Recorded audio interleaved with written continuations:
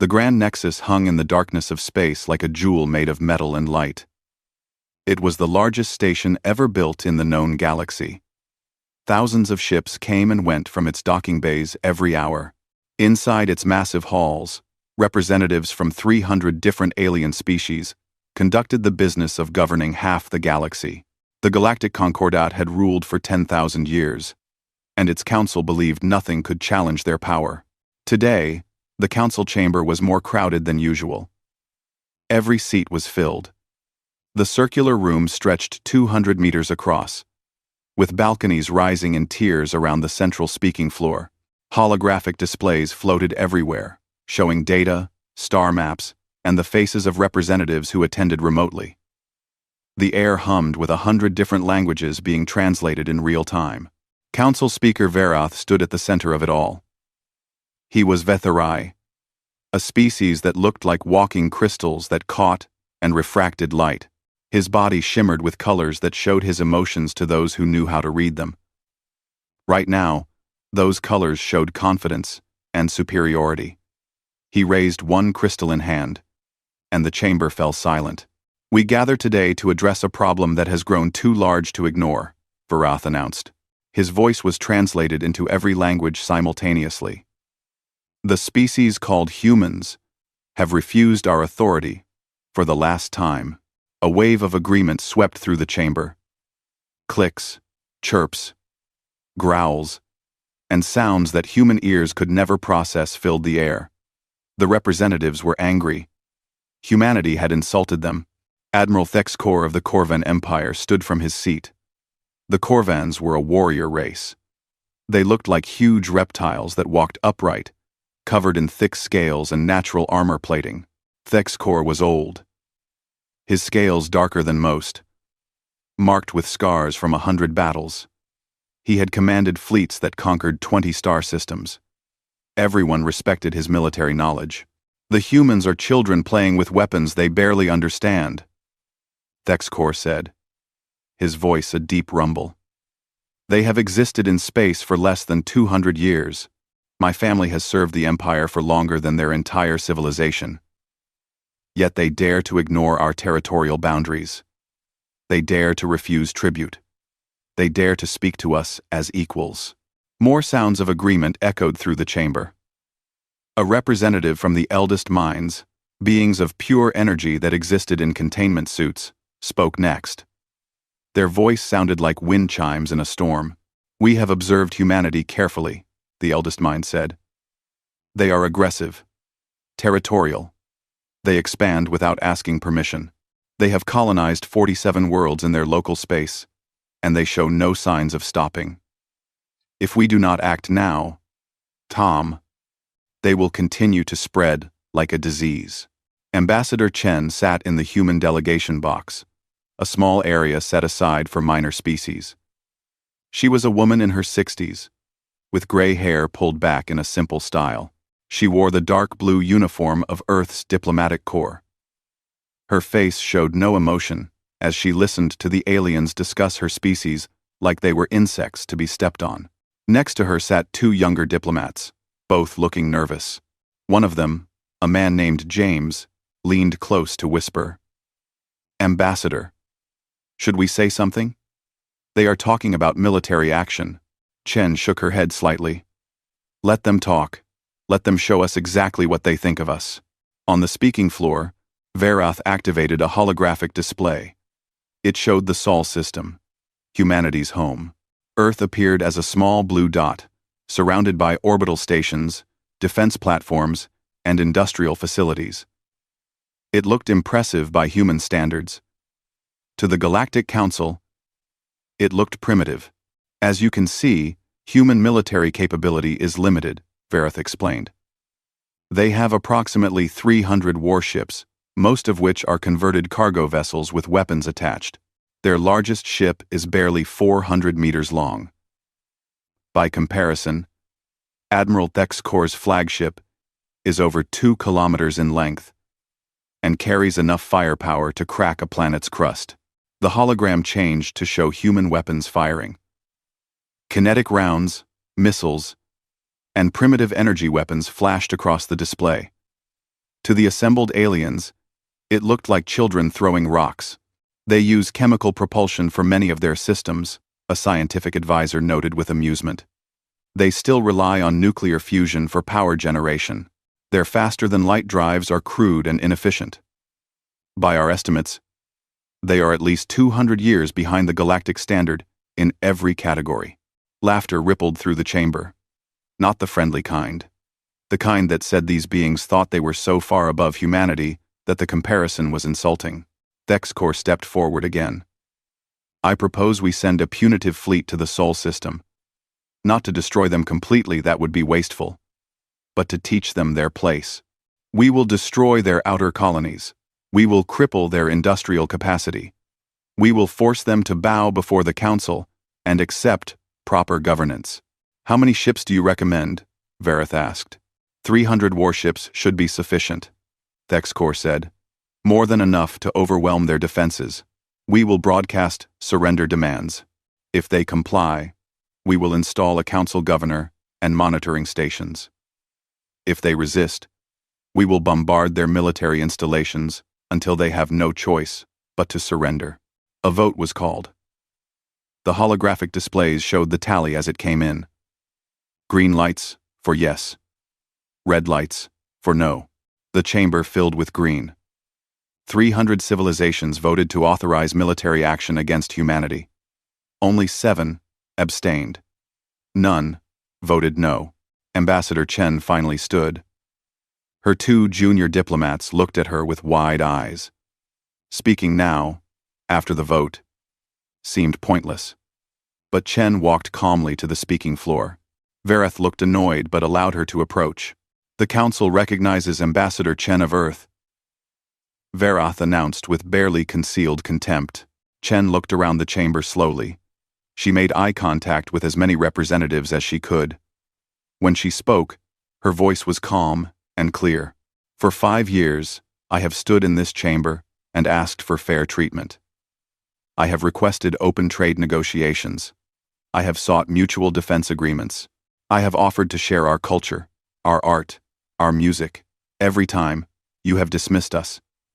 You have called us primitive. You have laughed at our achievements. You have treated us like we are nothing. She paused, letting her words settle in the chamber. Today, you voted to attack our homes, to kill our people, to enslave our civilization under your rule. You believe this will be easy. You believe we cannot stop you. Vareth's colors shifted to show impatience. Is there a point to this speech, Ambassador? The vote is complete. The fleet will launch within the day. John St. Chen smiled. It was not a happy smile. It was the smile of someone who knew a secret that others did not. I am giving you one final warning, she said. You have no idea what you are waking up. You have no idea who we really are. You look at our ships and see primitive weapons. You look at our worlds and see weak defenses. You are making the greatest mistake in your civilization's history. The chamber erupted in laughter. Not polite chuckles. Full, mocking laughter. Some representatives actually stood to laugh more loudly. They could not believe the audacity of this human woman, representing a species barely out of its own solar system, threatening the Galactic Council. Thexcor's laugh was the loudest. His deep voice boomed across the chamber. Your threats are amusing, human.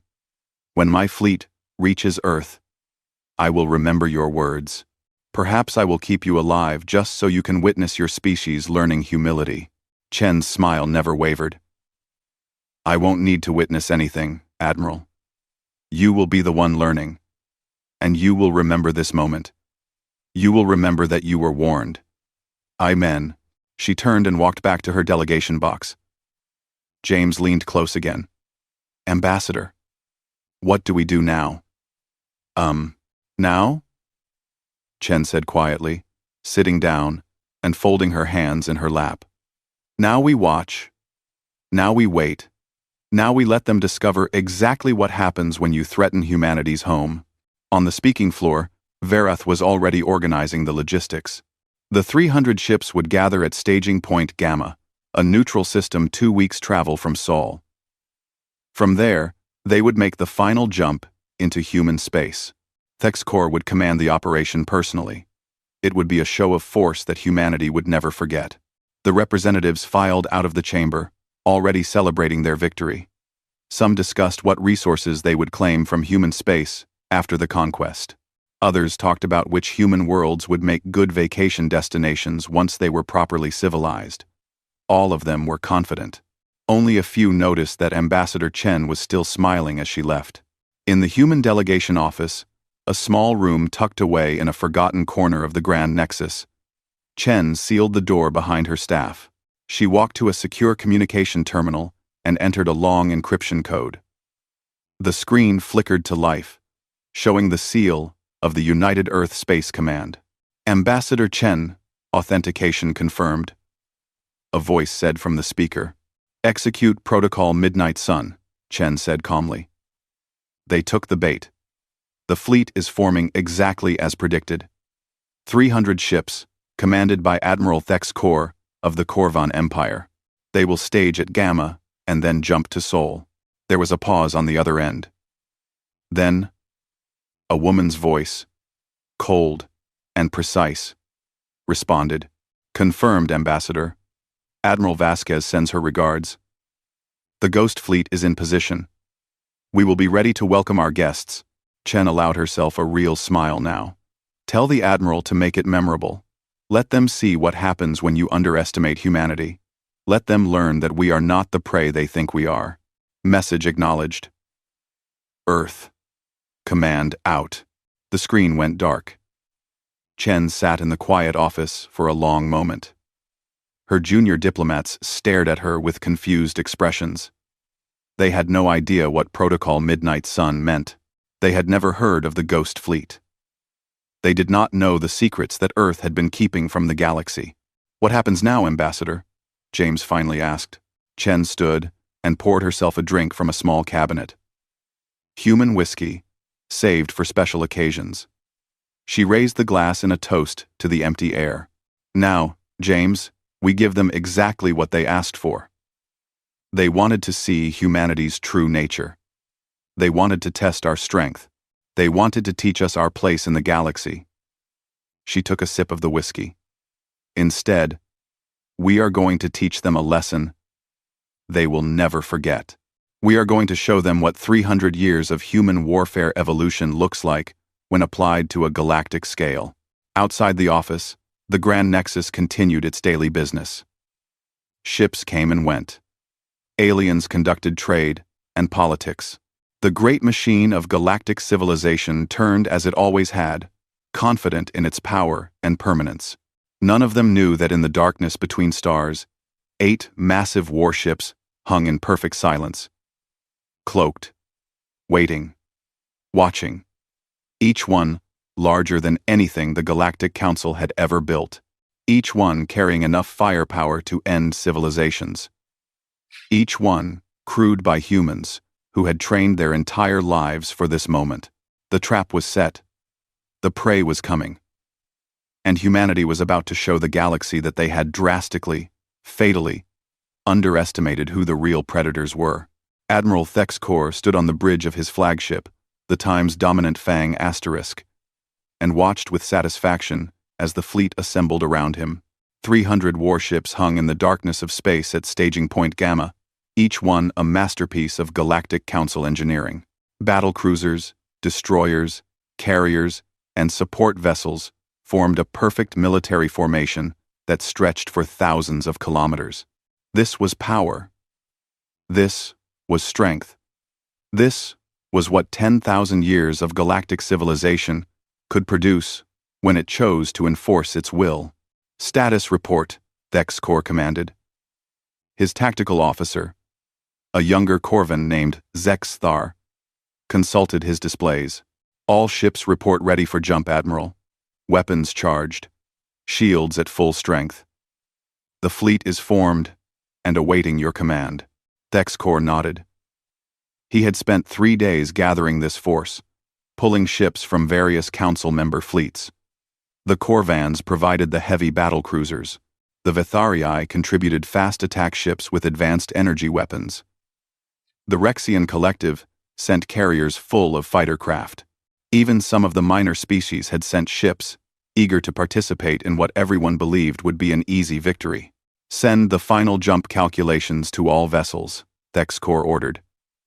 We will emerge at the edge of the Sol system, exactly as planned. Humans will see us coming. They will have time to panic, time to realize resistance is futile. Only then will we broadcast surrender terms. Around the bridge, his crew worked efficiently. They had done this many times before. The Corvan Empire had conquered worlds for centuries before joining the Galactic Council. This was routine, but something nagged at Thexcor's mind. A small voice that whispered doubt. He remembered Ambassador Chen's face, her smile, her absolute confidence even as she stood before 300 civilizations that voted to crush her people. Warriors knew confidence when they saw it. Chen had not been bluffing or putting on a brave face. She had genuinely believed what she said. Thexcor shook his head, dismissing the thought. Humans were young, inexperienced. They knew nothing of real warfare on a galactic scale. Chen's confidence was just ignorance. She would learn. Admiral, we are receiving a priority message from Grand Nexus, his communications officer announced. Speaker Verath wishes to address you before the fleet jumps. A hologram materialized in front of Thexcor. Verath's crystalline form shimmered with colors of anticipation and eagerness. Admiral Thexcor, the Council wanted to wish you success in this mission. Make it quick. Make it decisive. Show these humans what happens when a primitive species defies galactic authority. It will be done, Speaker, Thexcor replied. Within 3 days, humanity will be kneeling before the Council. Excellent. Oh, and Admiral? Try to minimize casualties. They are more useful as laborers than corpses. Once they understand their place, they might contribute something valuable to galactic civilization. The hologram faded. Thexcor turned back to his displays. 3 days. That was generous. He expected the operation to take less than 1. All ships report ready, Admiral, Zexthar announced. Then let us end this farce. All ships, jump on my mark. 3, 2, 1. Mark. The stars twisted. Space folded. 300 warships disappeared from staging point Gamma and reappeared at the edge of the Sol system. 14 billion kilometers from Earth's sun. Immediately, sensors across the fleet began scanning. Thexcor watched the data populate his tactical display. There was Sol, the human's yellow star. There were the planets, small dots on the screen. Jupiter, Saturn, the gas giants, Mars, Earth's red neighbor. And there, the third planet from the sun, was Earth itself. Contacts, the sensor officer called out. Multiple defense platforms detected. Orbital installations around the outer planets. They are old designs, mostly automated. Any sign of their fleet? Thexcor asked. Negative, Admiral. We are detecting power signatures from various stations, but no large ship formations. Scanning deeper into the system now. This puzzled Thexcor. When an enemy fleet appeared at your doorstep, you responded with every available warship. You formed defensive positions. You prepared to fight. The humans were doing none of this. Perhaps they fled deeper into the system, Zexthar suggested, cowering behind their planet. Or perhaps they are surrendering without a fight, another officer offered. They see our numbers, and no resistance is impossible. Thexcor was not convinced. Something felt wrong, but he pushed the feeling aside and gave the next order. All ships, advance into the system. Combat speed. Target and destroy those defense platforms as we pass. Let humanity watch their defenses fall one by one. The fleet moved forward like a metal tide. The human defense platforms opened fire as the Council ships came into range. Missiles streaked through space. Kinetic rounds flashed, but the platforms were old, automated, predictable. The Council fleet's point defense systems swatted the attacks aside like insects. Energy beams lanced out from the Council ships. And one by one, the human platforms exploded in brilliant flashes of light. "Platforms destroyed, Admiral," the weapons officer reported. "No casualties to our fleet. Minimal shield impacts." The fleet continued deeper into the system. They passed Neptune's orbit, then Uranus, then Saturn. Still no sign of the human fleet. "This is too easy," Thexcor muttered. "Sir? Where are their ships? Even if they planned to surrender, they would position their fleet somewhere we could see it. Show some pride. This is wrong. Maybe their fleet is hiding behind one of the planets?" someone suggested. "Our sensors would detect them," the sensor officer said confidently. "We are using active scanning across the entire system. Nothing larger than a civilian transport is showing up." But something bothered the sensor officer too. He ran diagnostic checks on his equipment. Everything was working perfectly. Yet he had a strange feeling.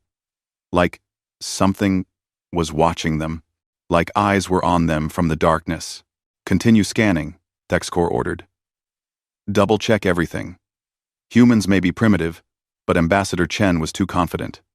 She knew something. The fleet crossed Jupiter's orbit. They were now in the inner system, approaching Mars. Earth was just beyond. A journey of a few more hours at their current speed. Far above and below the ecliptic plane where planets orbited.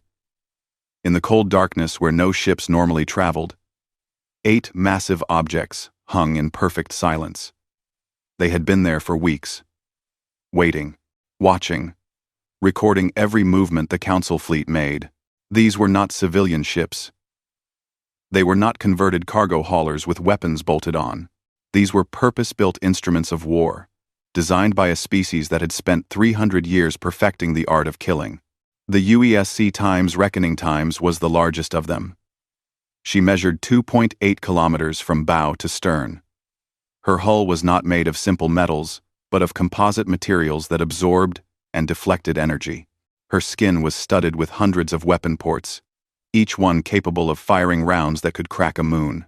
Her reactors produced enough power to supply a small city, and every watt of that power could be directed into weapons or shields, or engines that could accelerate the massive ship like a fighter craft.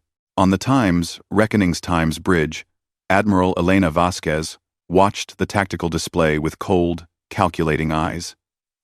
She was 52 years old, with short, dark hair going gray at the temples. Her uniform was spotless. Her posture was perfect. She had commanded ships for 30 years. And before that, she had been a fighter pilot. She knew space combat the way a musician knew their instrument. "The Council fleet has destroyed the automated platforms," her tactical officer reported. Lieutenant Commander Park was young but brilliant. He had graduated top of his class from the Mars Naval Academy. "They are proceeding toward Mars orbit exactly as predicted." "Of course they are," Vasquez said quietly. "They think this is already won. They see easy targets and assume that is all we have." Around her, the Reckoning's Times bridge crew worked in focused silence.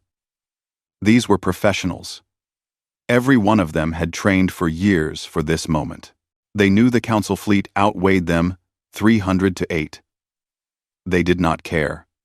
They had confidence in their ship, their training, and their commander. "Status of Ghost Fleet?" Vasquez asked. "All ships report ready, Admiral," Commander Sarah Chen replied. She was the Admiral's executive officer, no relation to Ambassador Chen but just as competent. "Cloak fields holding at 100%.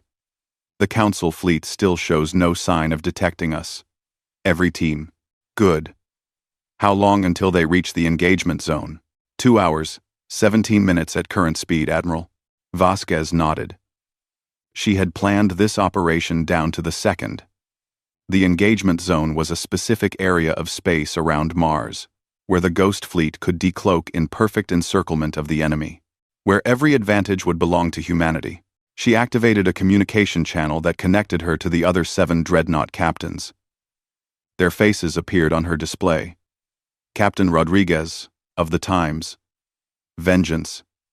Asterisk. Captain Okonkwo, of the Times. Defiant asterisk. Captain Tanaka, of the Times. Relentless asterisk. Captain O'Brien, of the Times. Indomitable asterisk. Captain Zhao, of the Times, Sovereign asterisk. Captain Al-Rahman of the Times, Unconquered asterisk. Captain De Leon of the Times, Retribution asterisk. 7 ships, 7 captains. Each one a veteran of dozens of operations. Each one ready to show the galaxy what human warfare really looked like. This is Admiral Vasquez. Final status check. 1 by 1, the captains reported. All systems green. All weapons ready. All crews at battle stations. Good. Vasquez said. You all know the plan. When I give the decloak order, you will have 0.3 seconds to acquire targets and fire. The Council fleet will be in disarray. They will panic. Use that panic. Hit them hard. Hit them fast. Show them no mercy until they surrender. And if they don't surrender, Admiral? Captain Rodriguez asked. Vasquez's expression hardened. Then we show them what happens when you threaten Earth. We send them a message written in fire and destruction that the galaxy will never forget. We make absolutely certain that no one ever makes the mistake of underestimating humanity again. The captains nodded. The communication ended. Vasquez turned back to her main display, watching the Council fleet advance like lambs to slaughter. Admiral, Lieutenant Park said hesitantly. Permission to speak freely? Granted. They outnumber us almost 40 to 1. Even with our technology advantage, those are terrible odds. Vasquez looked at the young officer. She understood his concern. On paper, this was suicide. 8 ships against 300. But Park did not understand what she understood. What every human military officer learned in their training. Lieutenant, let me tell you about humanity, Vasquez said. For thousands of years, we fought each other, nation against nation, army against army. We developed weapons that could end all life on our planet. We built strategies and tactics refined across centuries of brutal warfare. We learned how to win against overwhelming odds because our survival depended on it. She gestured to the display showing the Council fleet. Those ships out there? They were built by civilizations that have been at peace for centuries. They fight minor skirmishes and police actions. They follow doctrine that has not changed in 1,000 years. They have forgotten what real war looks like. Vasquez's smile was cold and predatory. We never forgot. We took everything we learned from human history, every battle, every strategy, every hard lesson purchased with blood, and we applied it to space warfare. These ships are not just technology. They are weapons wielded by a species that has never stopped being warriors. Today, the galaxy learns what that means. Park nodded slowly, understanding dawning in his eyes. Now, Vasquez said, turning back to her display. Let us show them. All ships, maintain cloak. Wait for my signal. When we decloak, we give them exactly 5 seconds to realize they made a terrible mistake. Then we introduce the Galactic Council to human warfare. The Times. Reckoning Times and her sister ships hung in the darkness, invisible and waiting. Their reactors hummed with barely restrained power. Their weapons were charged and ready. Their crews were focused and determined. The Council fleet continued forward, unaware that they were not hunters approaching prey. They were prey being herded into a trap by apex predators they never saw coming. Admiral Thexcor stood with his hands clasped behind his back, watching Mars grow larger on the main view screen.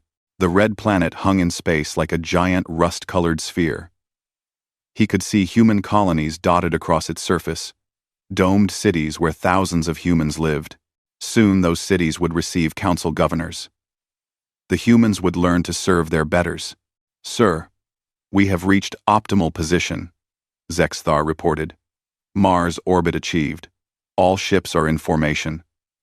We are ready to broadcast the surrender demand. Thexcor nodded with satisfaction.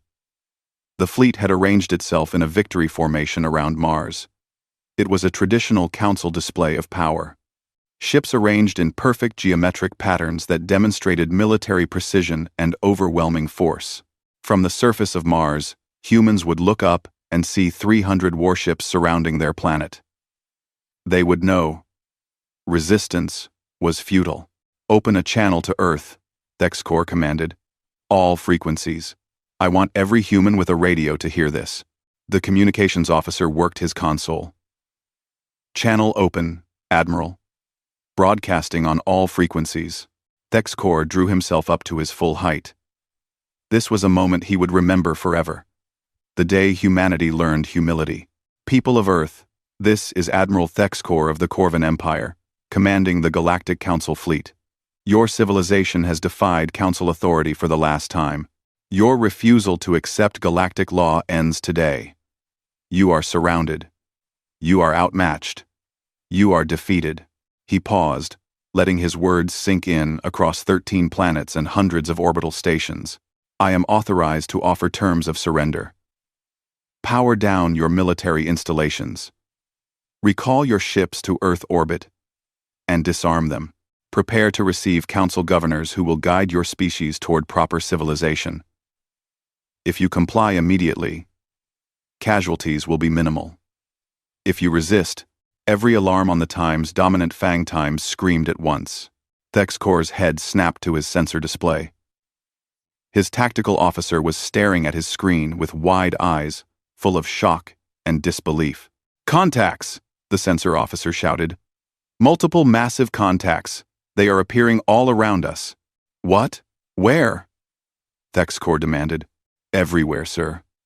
Above us, below us, on all sides. They just appeared from nowhere.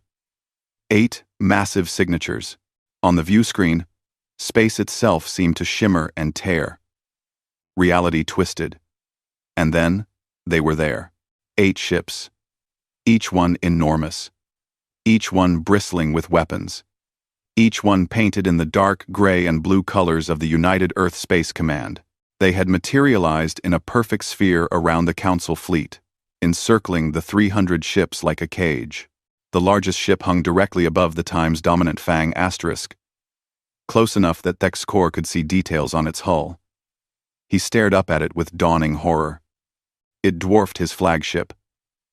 The Time's dominant Fang Times was 2 kilometers long, and he had always thought it was massive. This human ship was nearly 3 kilometers from bow to stern and twice as wide. Its hull was covered in angular plates that absorbed light rather than reflecting it. Weapon ports dotted its surface like the eyes of a spider. Along its side, in letters 5 meters tall, was painted its name. Shields up. All weapons. Target those ships, Thexcor roared. But even as his crew scrambled to respond, a voice cut across every communication channel in the Council fleet. A human voice. Female. Cold as the void of space. Council fleet. This is Admiral Elena Vasquez of the United Earth Space Command. You came to our home. You threatened our people. You believed we were weak. Thexcor watched his tactical display light up with targeting solutions. His ships were trying to lock weapons onto the human dreadnoughts. But the human ships were moving. Despite their enormous size, they maneuvered like fighters. They shifted position with impossible agility, placing themselves in overlapping fields of fire that covered every angle of approach. You made assumptions based on what you could see, Vasquez continued. You looked at our civilian fleet and thought that was all we had. You underestimated us. That was your first mistake. Coming here was your second. Open fire, Thexcor commanded. All ships, fire at will. 300 warships opened fire simultaneously. Energy beams lanced through space. Missiles streaked from launch tubes. Plasma bolts flashed across the darkness. The amount of firepower directed at the 8 human ships would have been enough to glass a planet. The human shields lit up like small suns as the barrage struck them. Colors rippled across invisible barriers as energy was absorbed and dispersed. For a moment, Thexkor felt hope. No shields could withstand that much firepower. Then the light faded. The human shields held. All 8 ships were undamaged. Impossible, Zexthar whispered. Your weapons are impressive, Vasquez's voice said. There was almost amusement in her tone. By your standards, allow me to show you what human weapons look like. The Times Reckoning Times fired. Railguns mounted along its spine unleashed a barrage of solid projectiles, accelerated to a significant fraction of light speed. These were not the slow kinetic rounds the Council had seen from human defense platforms. These were penetrator rounds made of tungsten and depleted uranium, each one massing several tons, moving so fast they turned space hot around them. They struck a Vitharii attack cruiser that had positioned itself in front of the Times Reckoning asterisk. The cruiser's shields flared and collapsed in milliseconds. The rounds punched through the hull like it was paper. They went in one side and out the other, leaving glowing holes 5 meters wide. Secondary explosions rippled along the cruiser's length. Its power core went critical. The ship exploded in a flash of light that briefly rivaled Mars itself. Then all 8 human dreadnoughts opened fire. The Ghost Fleet had been designed for one purpose: to win battles against numerically superior forces through overwhelming firepower and technological superiority. Every lesson humanity had learned from centuries of warfare had been poured into these ships. The Times Vengeance Times fired its plasma lance weapons. Streams of superheated matter, contained in magnetic bottles and accelerated to incredible velocities, reached out and touched 3 Council destroyers. Their shields lasted less than a second. The plasma burned through hulls, vaporizing armor, melting bulkheads, cooking everything inside. The Times, Defiant Times, launched quantum torpedoes. These were weapons that used principles of quantum mechanics that the Council did not fully understand. When they struck, they did not just explode. They caused localized disruptions in the strong nuclear force that held matter together. A Rexian carrier took a direct hit. Half the ship simply ceased to exist at the atomic level, converting to energy in a blast that consumed the other half. The Times, Relentless Times, brought its heavy ion cannons to bear. Streams of charged particles, invisible to the naked eye, reached across space at near light speed. They did not care about shields or armor. They penetrated everything and induced catastrophic electrical failures in ship systems. 4 Council vessels went dark as every electrical system aboard them fried simultaneously. The battle that the Galactic Council expected to be a simple police action had turned into a slaughter. Evasive maneuvers, Thexkor shouted. Scatter the fleet! Don't cluster together! But scattering was exactly what the humans wanted. The Ghost Fleet had positioned themselves to create overlapping kill zones. No matter where the Council ships fled, they entered the firing arc of at least 2 human dreadnoughts. The Times Unconquered Times demonstrated why it had earned that name. It took fire from 20 Council ships simultaneously. Its shields flickered, but held. Then, it returned fire with weapons called mass drivers. These launched projectiles not much larger than a human fist, but they launched them by the thousands, creating clouds of hypersonic shrapnel that shredded anything in their path. 6 ships that had been firing on the Times Unconquered Times were torn apart in seconds. Thexkor watched his tactical display with horror. In less than 5 minutes, he had lost over 40 ships. 40 ships. And the humans had not lost a single vessel. Their shields were holding against everything the Council threw at them. Sir, we need to retreat, Zexthar said urgently. We cannot win this battle. We outnumber them, Thexkor roared. 300 ships against 8. We have to. The Times Dominant Fang Times shook violently. Alarms blared. The main lights went out, replaced by emergency red lighting. We have been hit, someone shouted. Multiple impacts, shields at 40%. Thexkor looked up at the view screen. The Times, Reckoning Times, loomed there, its weapon ports glowing with deadly light. As he watched, Another barrage of railgun rounds streaked out. His ship rocked again. He grabbed onto his command chair to avoid being thrown to the deck. Shields at 15%. Hull breaches on decks 7 through 12. We have casualties. This was impossible. This could not be happening. The Corvan Empire had conquered worlds. He had commanded victorious fleets for decades. How were these humans, these children barely out of their home system, destroying his forces? Another Council battlecruiser exploded. Then, two more. The human ships moved through the battle space like predators among prey. They chose targets methodically. They did not waste shots. Every time they fired, Council ships died. All ships, form up on my position. Thexcor commanded. Concentrate fire on the nearest human vessel. If we focus our firepower, Admiral, the times sovereign path times is gone, and the times eternal might asterisk. And the times glorious dawn asterisk. 3 more capital ships. Gone. Just like that. The times reckoning times moved closer to the times dominant fang asterisk. Vasquez's voice came over the comm again. Admiral Thexcor, I am going to give you a choice. Surrender now. And I will allow your surviving ships to leave. Continue fighting. And I will destroy every single vessel in your fleet. You have 10 seconds to decide. Thexcor's claws dug into his command chair. Surrender? To humans? The shame would be unbearable. He would rather die. But he looked at his tactical display. 74 ships destroyed. 74 ships in less than 15 minutes. His fleet was not fighting a battle. It was being systematically exterminated. He thought of his crew. Thousands of Corvans aboard this ship alone. Tens of thousands across the fleet. They were warriors, yes. But this was not a fair fight. This was execution. Admiral, we have incoming, the sensor officer screamed. The times, reckoning times, is firing again. The main railgun rounds struck the times, dominant fang times, directly in the engine section.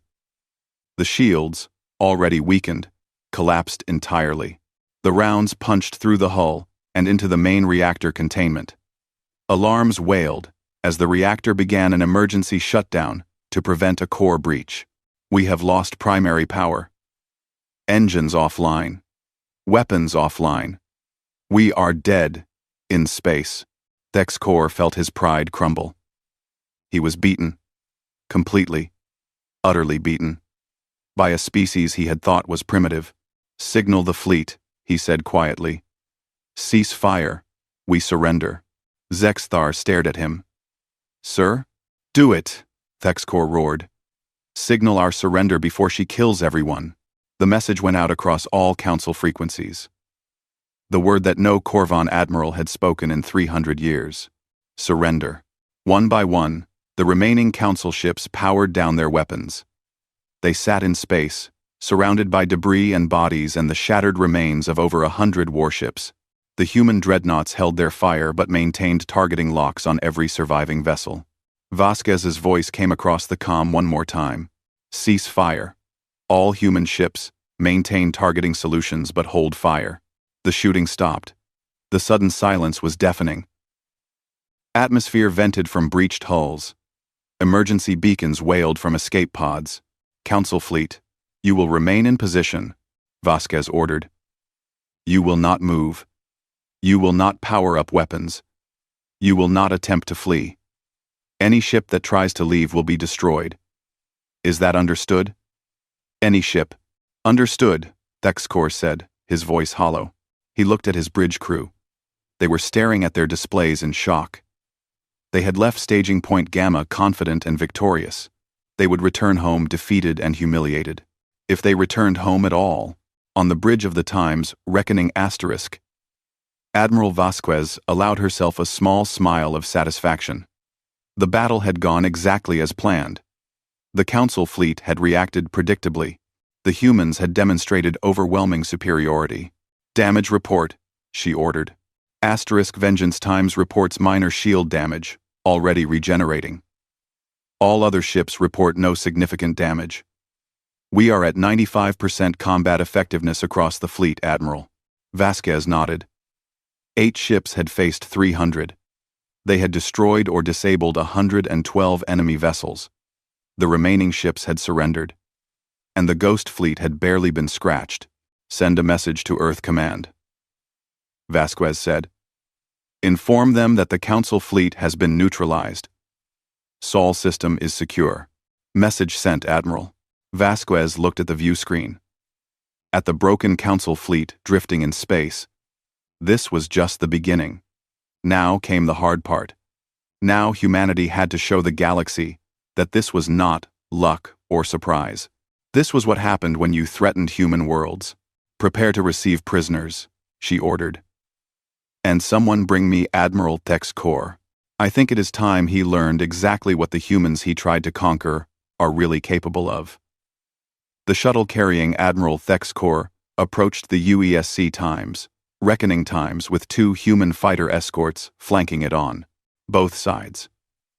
Through the viewport, Decloaked could see the massive dreadnought growing larger. Up close, it was even more intimidating than it had been during the battle. Every surface was functional and purposeful. No decorative elements.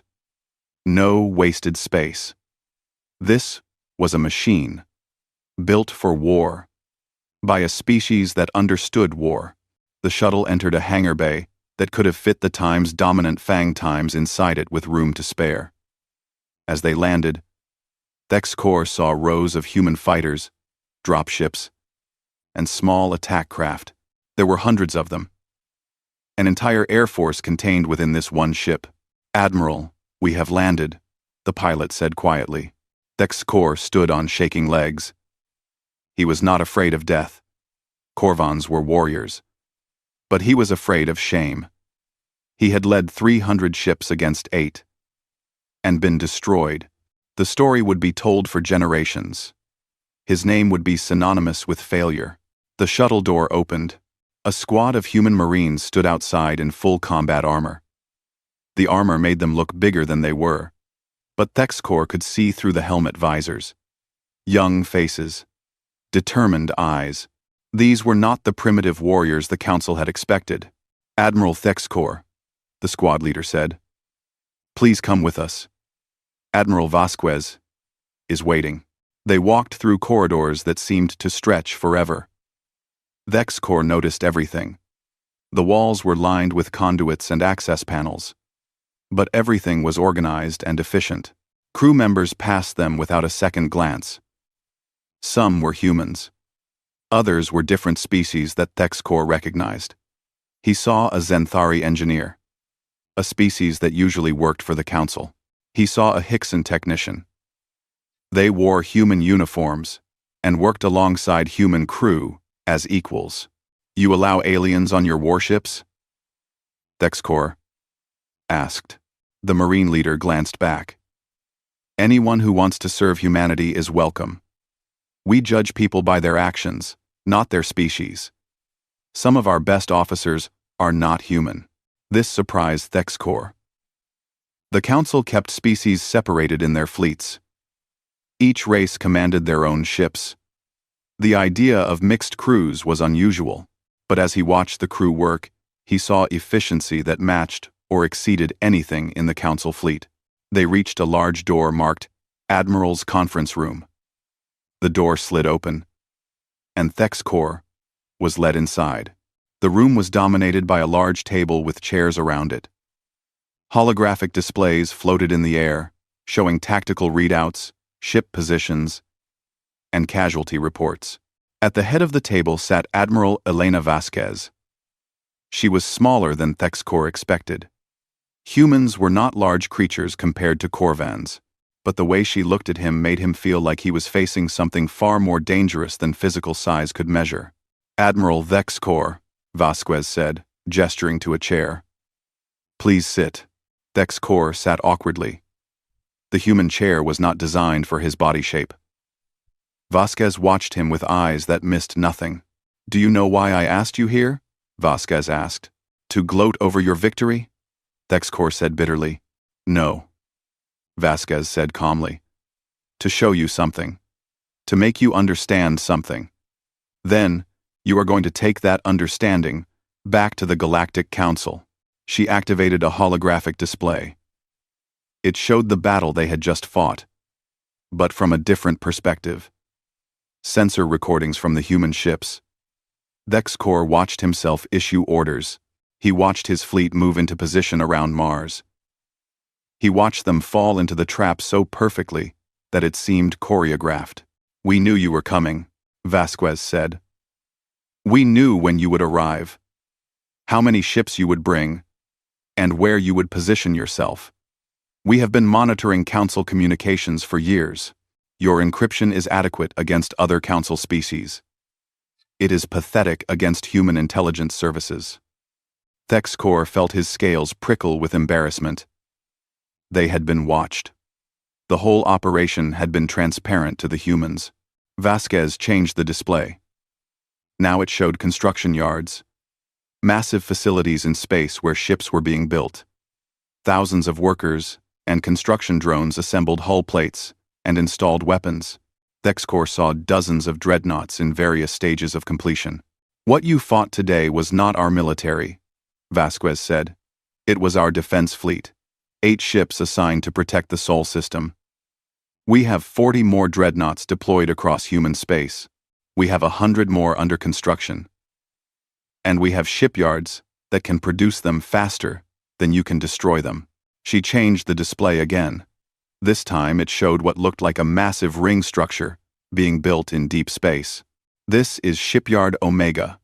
When it is complete in 2 years, it will be capable of producing 5 dreadnoughts simultaneously. We are building 3 more facilities like it." Thexkor stared at the images. This was impossible. The Council had intelligence reports on human military capability. Nothing had suggested this level of production or technology. "How?" he asked. "How did you hide all of this?" Vasquez smiled coldly. "Because we wanted to. Because while your Council was busy being arrogant, we were busy preparing. We knew the galaxy would not accept us as equals. So we decided not to ask for acceptance. We decided to take it." She stood and walked to a large viewport that looked out into space. The debris field from the battle was still visible. A graveyard of Council ships. "You want to know what humans are, Admiral? We are survivors. For millions of years, we evolved on a planet that tried to kill us. Predators hunted us. Diseases infected us. We fought each other in wars that killed millions. And we learned. Every generation learned from the last. We developed weapons. We developed strategies. We became the apex predators of our world." Vasquez turned to face him. "Then we went into space. And we met you. The Galactic Council. Hundreds of species that have known peace for centuries. Species that forgot what real warfare looks like. You thought we were primitive because our ships looked old. You thought we were weak because we did not have your energy weapons. You made the fatal mistake of judging us by your standards, instead of understanding us on our terms." She activated another display. This one showed Earth itself. The blue planet, hanging in space. Every human child studies military history. We teach them about ancient battles, about tactics and strategies developed thousands of years ago. We teach them about the mistakes civilizations made when they became complacent. We teach them that the price of peace is constant vigilance and overwhelming force. The display changed to show human military academies. Young officers training in simulators. Ground forces practicing combat. Pilots flying fighters through complicated maneuvers.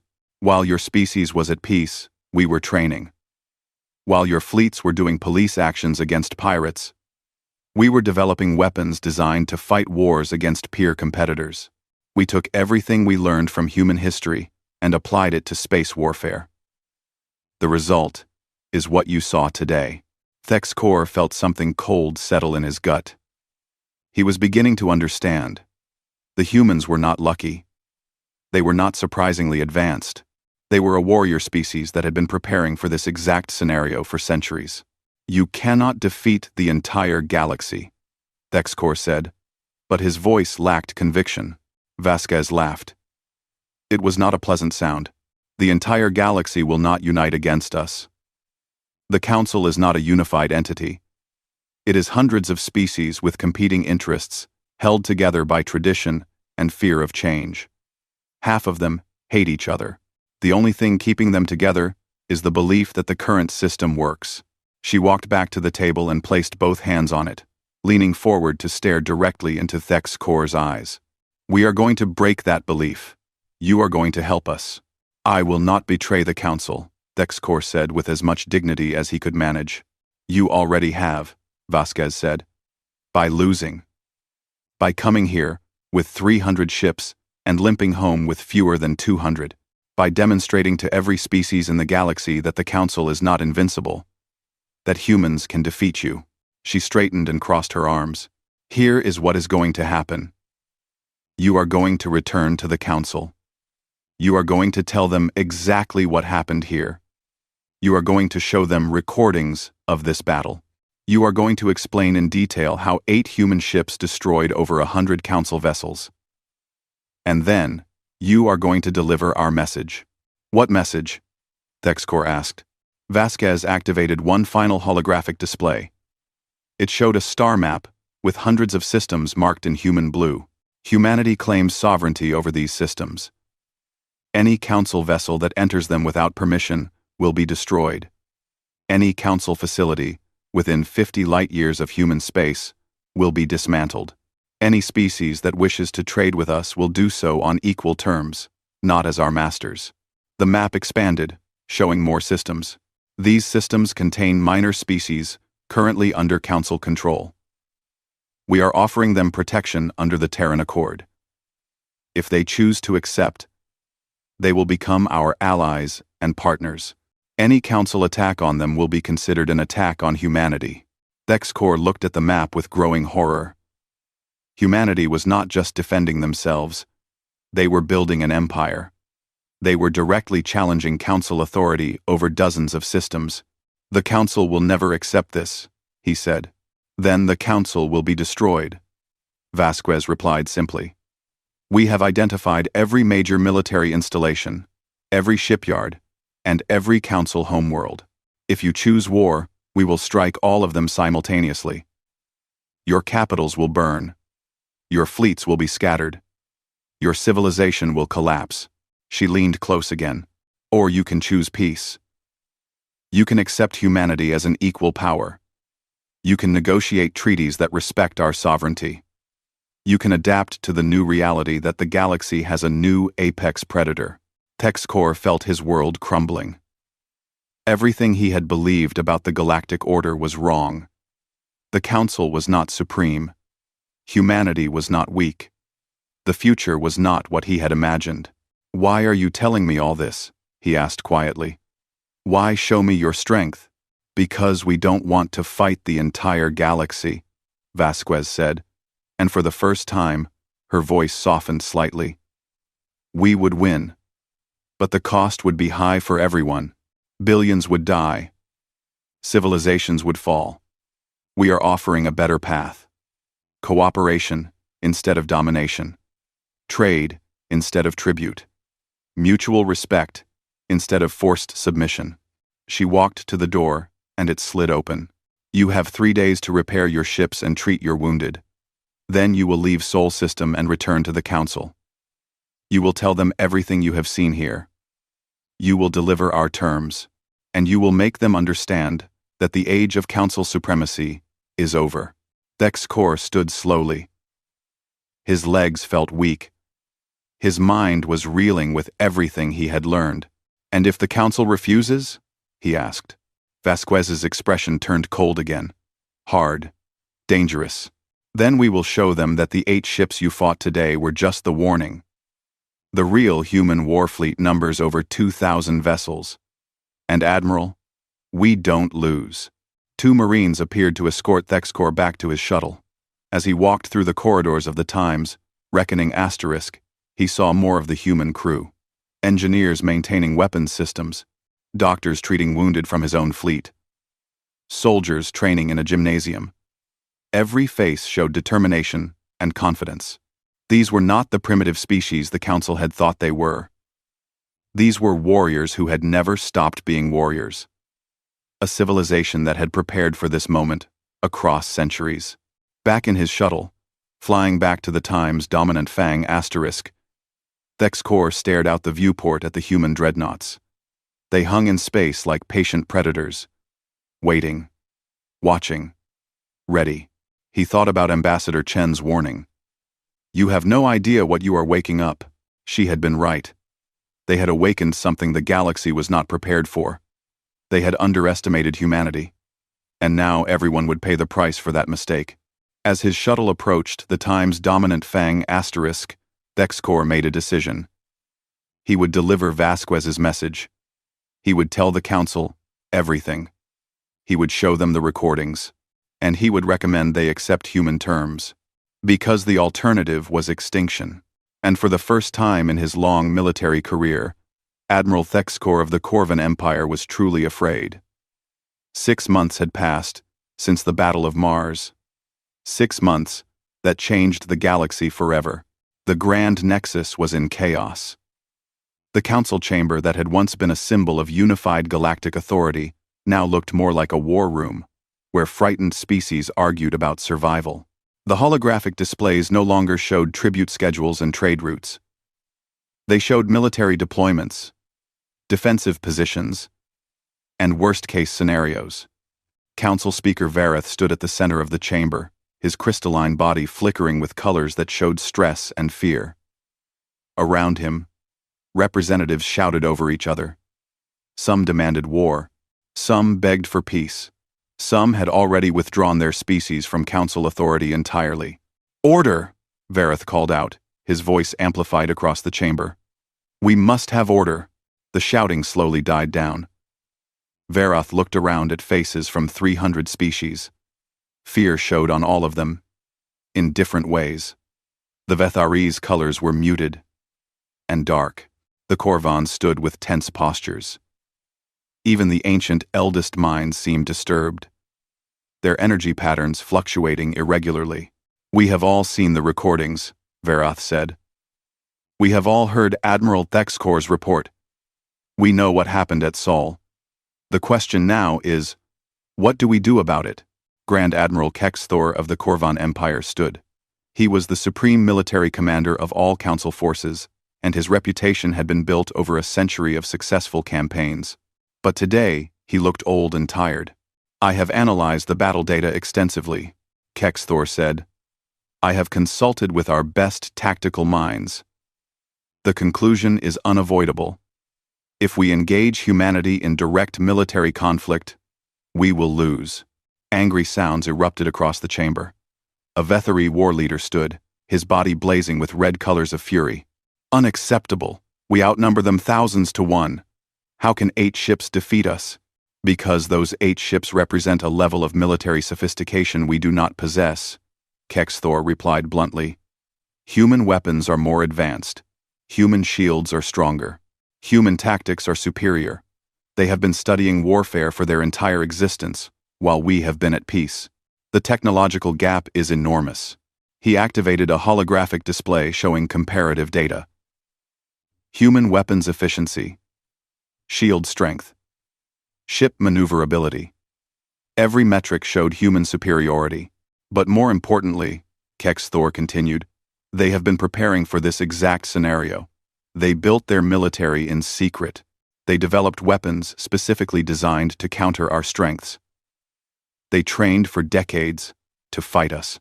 While we thought they were primitive, they were becoming the most dangerous military force in the galaxy. Then we gather every ship from every member species, another representative suggested. We assemble a fleet of 10,000 vessels.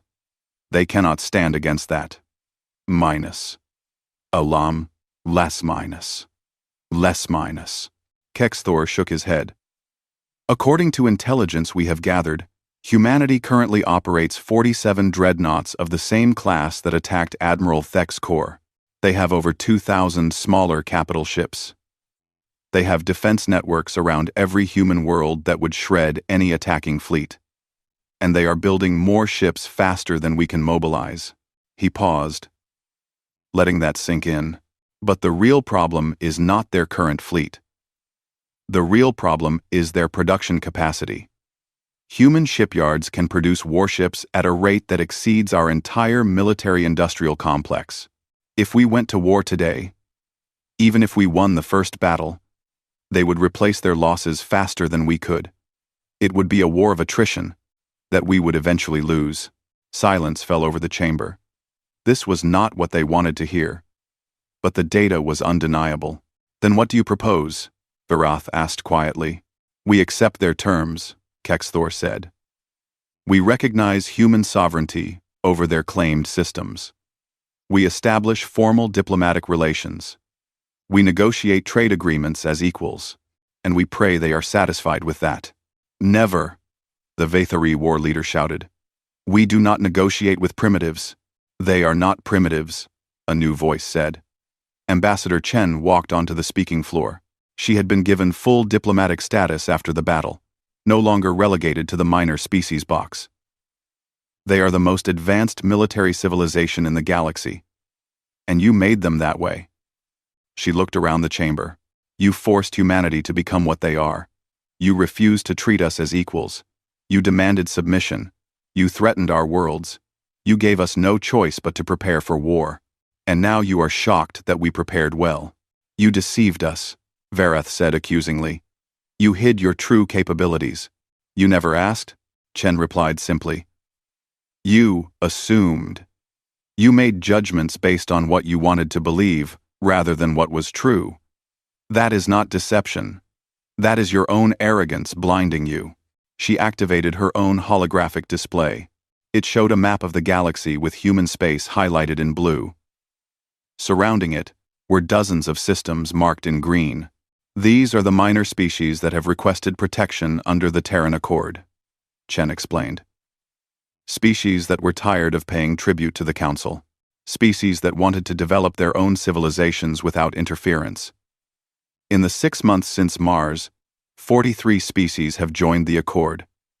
More request membership every week. The numbers were staggering. Nearly a sixth of all known spacefaring species had abandoned the Council for humanity's protection. You are stealing our subjects, a Council representative accused. We are offering them a choice, Chen corrected. Something the Council never did. Join us voluntarily as equals, or remain independent. We do not force anyone to submit. That is the difference between the Terran Accord and the Galactic Council.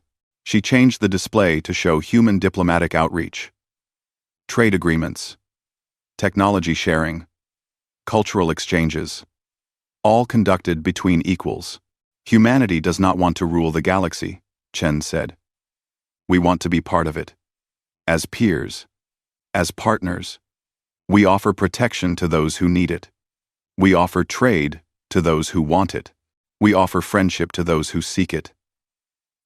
What we will not accept is domination. Varath's colors shifted through complex patterns. Chen could not read all of them, but she recognized conflict and indecision. The Council cannot simply abandon its authority, Varath said. 10,000 years of tradition cannot be cast aside. Then adapt your traditions, Chen replied. The galaxy has changed. Humanity has changed it. You can either change with it or be left behind. The debate continued for hours. Representatives argued. Some called for war despite the evidence that it would fail. Some called for isolation, withdrawing from contact with humanity entirely. Some, slowly, began to accept that the old order was dead, while the Council argued. Events in the galaxy moved forward without them. The Corvan Empire, humiliated by their defeat, attempted a revenge attack on a human colony world called Nova Terra. They sent 25 warships, including 3 of their most modern battlecruisers. It was meant to be a surgical strike. Hit the colony, destroy infrastructure, and retreat before human forces could respond. They did not know that the UESC times Defiant Times was conducting patrol operations in a nearby system. Captain Okonkwo received the distress call from Nova Terra and immediately altered course. Her dreadnought crossed 3 light-years in less than an hour and arrived in the Nova Terra system just as the Corvan fleet began its bombardment. What followed was not a battle. It was a demonstration. The Times, Defiant Times, engaged all 25 Corvin ships simultaneously. Her weapons systems tracked and targeted every enemy vessel with precision that seemed impossible. She maneuvered through their formations like a dancer, always staying in positions where the Corvin ships blocked each other's firing solutions while she had clear shots at all of them. The engagement lasted 11 minutes. When it ended, all 25 Corvin ships were destroyed or disabled. The Times, Defiant Times, had sustained minor shield damage that regenerated within minutes. Nova Terra's population watched from the surface as a single human ship saved them from an entire fleet. The recording spread across the galaxy faster than light. Every species saw it. Every military analyst studied it. The message was clear. Even alone, human dreadnoughts were nearly invincible against conventional Council forces. The Corvin Empire formally withdrew from the Galactic Council 3 days later. They signed a non-aggression pact with humanity and requested to join the Terran Accord. The empire that had conquered 20 systems across centuries had been humbled in 6 months. Other species followed. Some because they feared human military might. Others because they were attracted to the Accord's promise of equality and voluntary association. The Council was hemorrhaging members. 2 months after Nova Terra, Ambassador Chen stood once again in the Council chamber. But this time, the atmosphere was different. The anger was gone. The arrogance was gone. What remained was resignation and pragmatic acceptance. The Galactic Council has deliberated, Vareth announced. His colors were muted and subdued. We have reached a decision regarding humanity's status. Chen stood calmly, showing no emotion. But inside, her heart raced.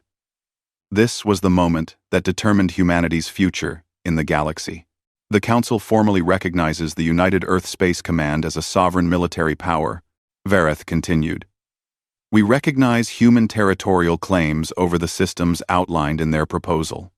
We agree to establish formal diplomatic relations and negotiate trade agreements on equal terms.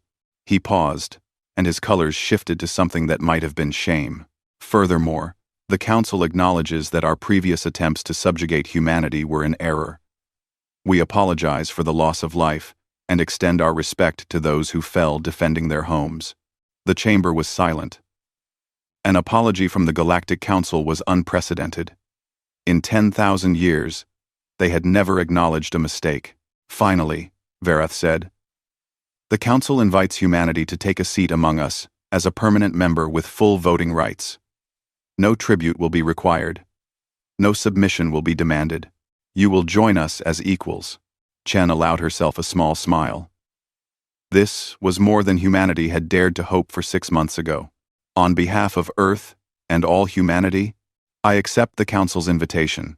We look forward to a future of cooperation and mutual respect. She walked to the speaking floor and took her place at the Council table. Not in a minor species box. Not as a petitioner. As an equal. 1 month later, Council Speaker Varath traveled to Earth to personally sign the Treaty of Geneva.